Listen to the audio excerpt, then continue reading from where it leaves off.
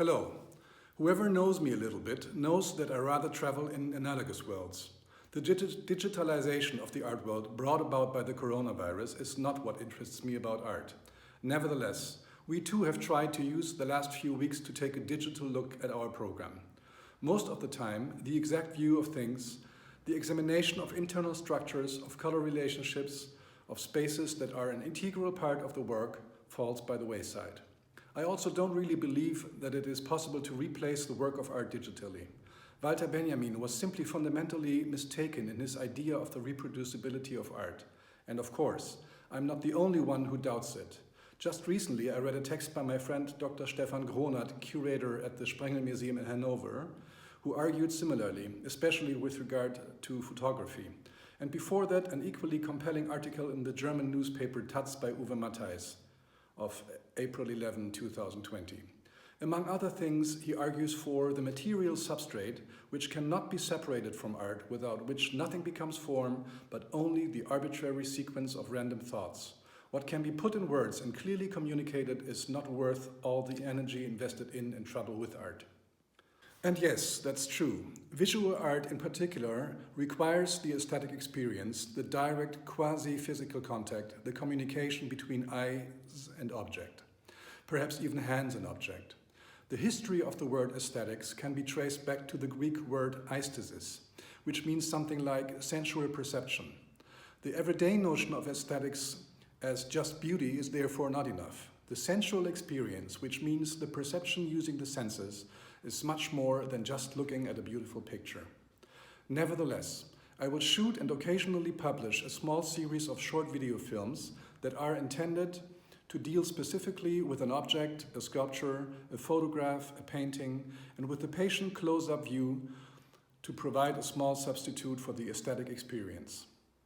I'm doing so even though the gallery has reopened and we are allowed to see shows and visitors as of now. I'm doing this to entice you to come to the gallery rather than staying away. So I hope to see you soon.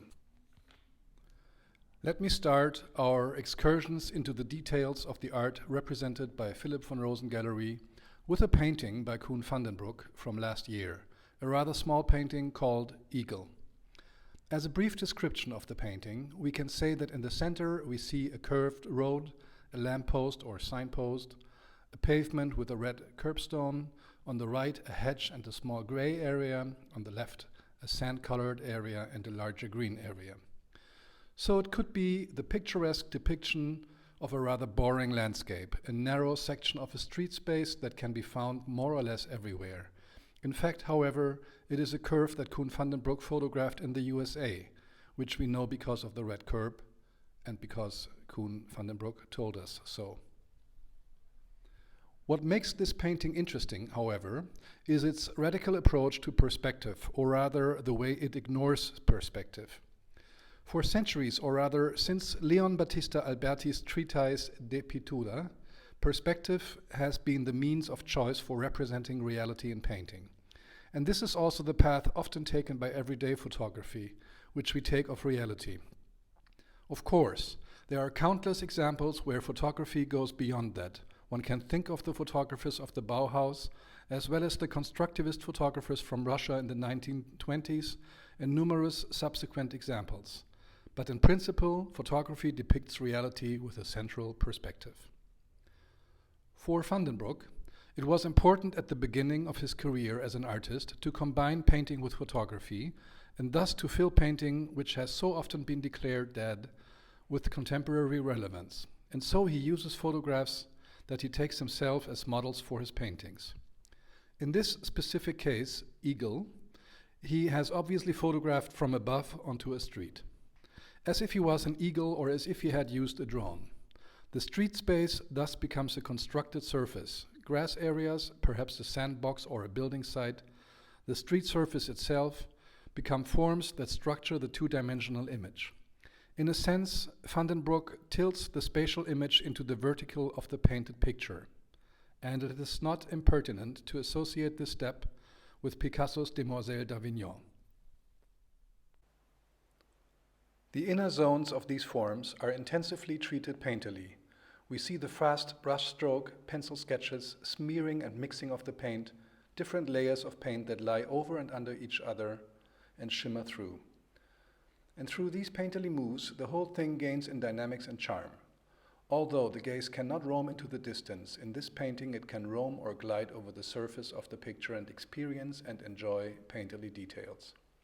This is not about depicting an essentially boring situation, but rather a demonstration of painting as well as an intensive perception of the surface, not digitally, point by point, but as an analogous totality from brush stroke to brush stroke, if you like.